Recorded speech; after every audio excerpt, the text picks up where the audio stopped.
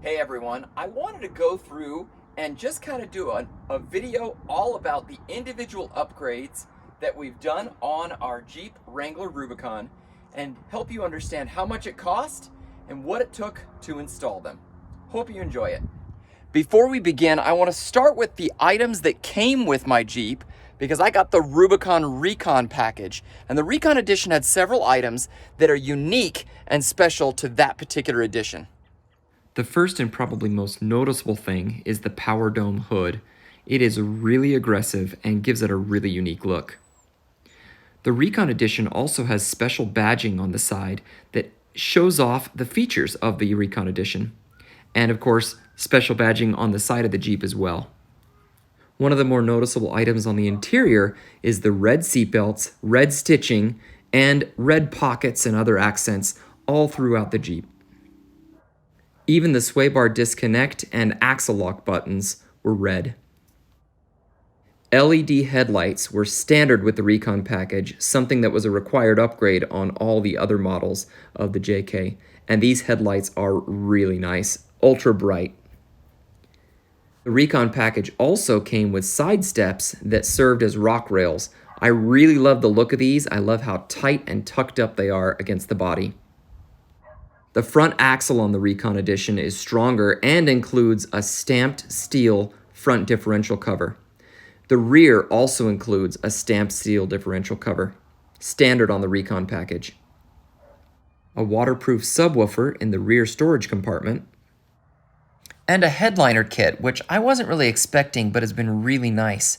It's a thick, strong carpet that I've been able to add a lot of fun patches as we've gone on different adventures. It covers the front, middle, and rear sections, as well as the spaces around the hardtop windows. The rear taillights, while they're not LEDs, did include a taillight guard, standard as part of the Recon package, to give it that extra little bit of protection.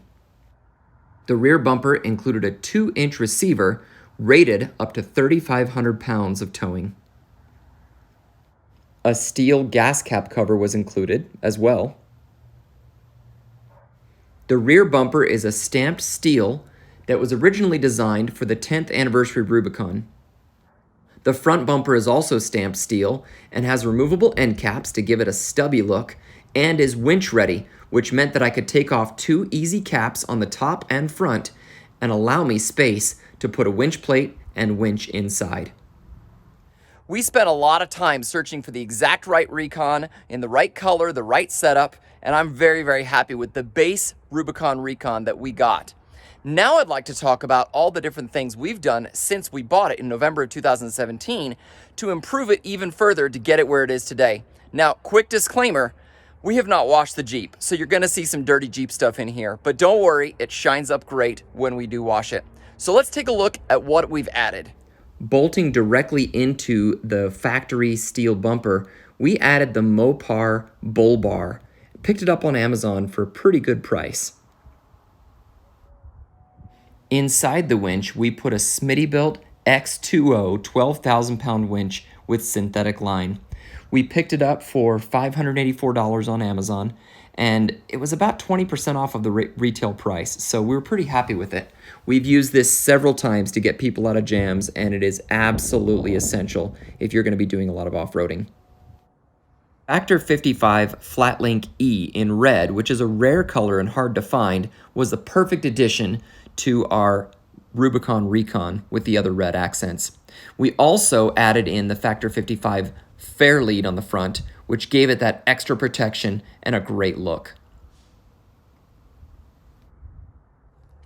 These rugged ridge aluminum hood catches are the perfect way to keep your hood down in the wind. I got these from a friend of mine, so I didn't have to pay a penny for them. It was well worth it, but I probably would have bought these anyway. They're a great value and they give the Jeep a great look. The Switchpod we chose is another Amazon product that has actually been really, really nice. It easily installs in the engine bay, has given us place to run all the wires for our lighting, and it just simply takes one wire over to the battery to connect in and give it power. The switches are installed discreetly above the rear view mirror, and I think they blend into the surroundings really nicely. The switches themselves are interchangeable, and there's a bunch of fun novelty ones, but it's easy to add your own later on if you choose.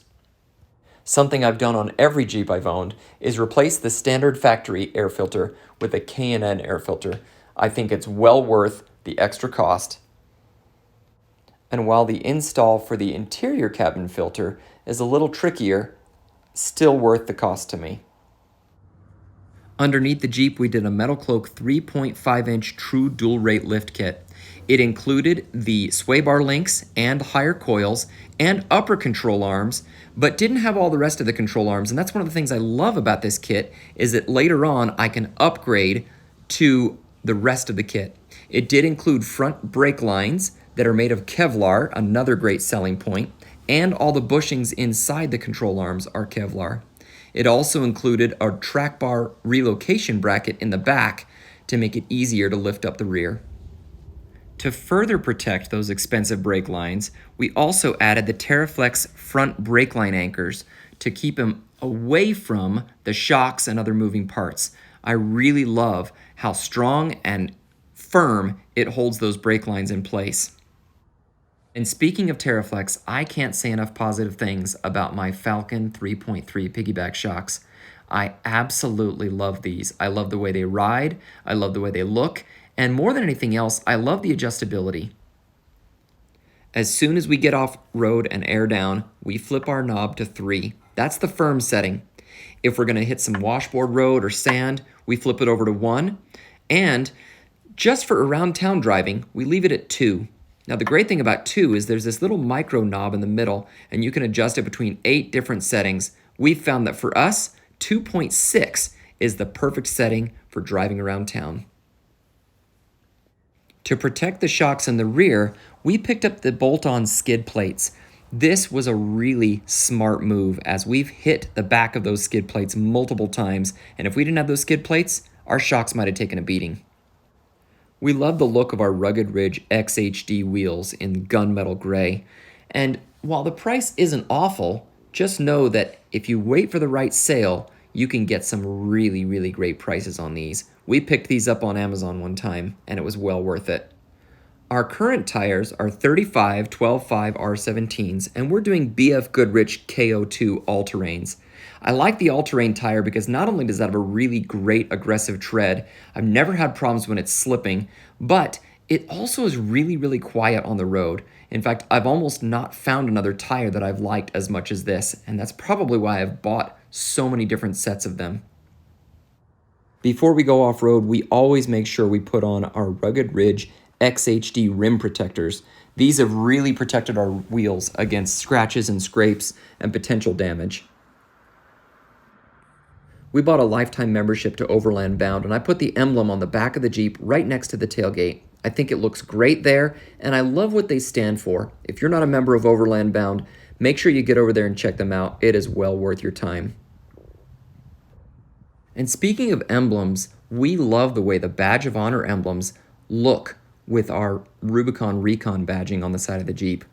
The Badge of Honor program is incredible, and if you are not participating in that, download the free app today and start looking for places near you that you can go do an adventure, check in, and earn a badge. Jeep sends it to you absolutely free. This is 100% worth your time. I wanted auxiliary lighting that wouldn't block the windshield, so moving it down on the side like this was perfect. This little bracket called the side holster allows you to mount a 4-inch LED cube over on the side using the factory bolts. You can mount almost any 4-inch LED cube on the side there, and we picked up a pair of affordable LED lights that have some side lighting as well. Gives you a nice spread and really lights up the trail at night. To get access to the top of our Jeep, we installed these Smittybilt Atlas door steps. They're really easy to install using the factory holes.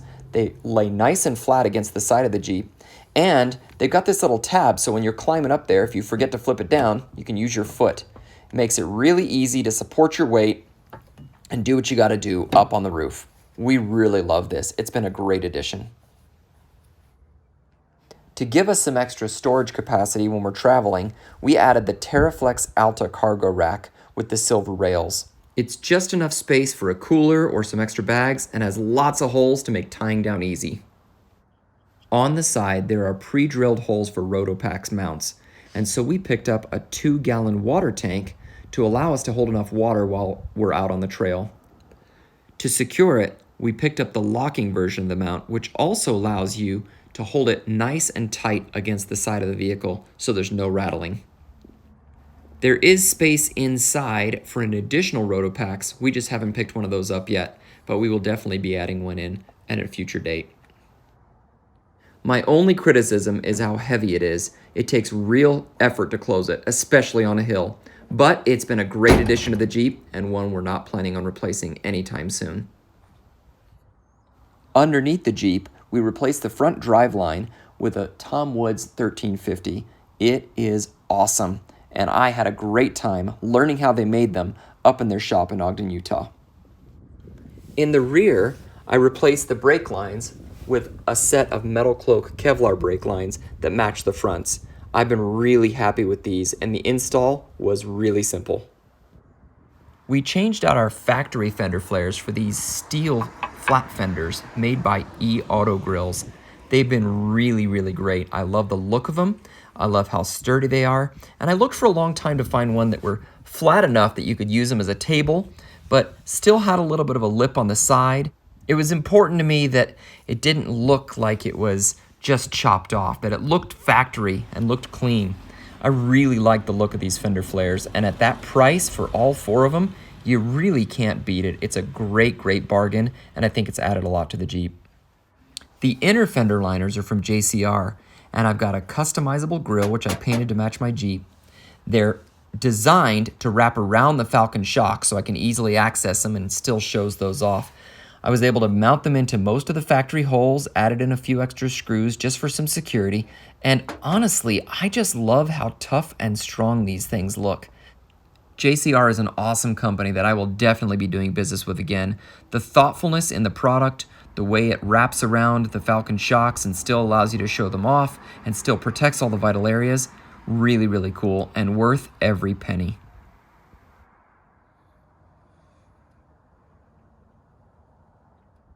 Another expensive upgrade, but one that was well worth it in my opinion, is the Outback Adventures JK Trailgater.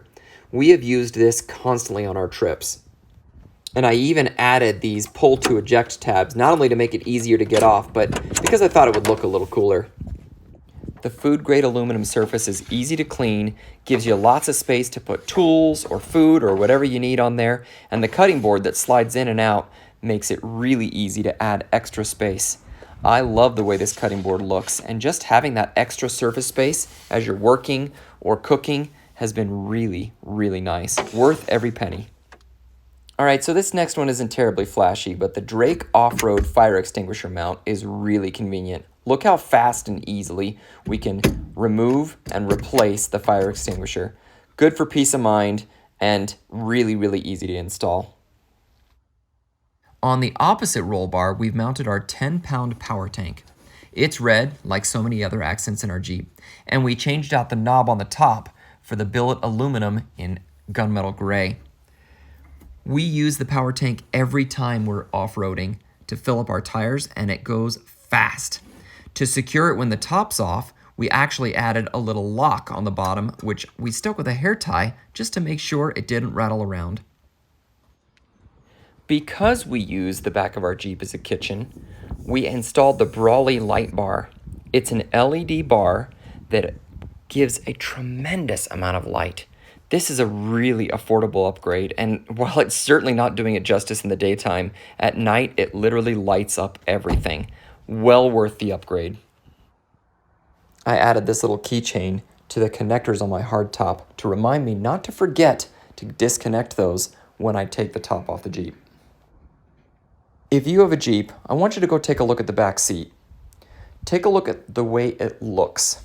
If it's sagging at all, you need this next upgrade. This is an easy one to install and makes a big difference. This under seat support attaches easily with zip ties, and believe me, it will save your seat. Worth every penny. At Easter Jeep Safari's vendor show, I picked up these grab handles from Surprise Straps.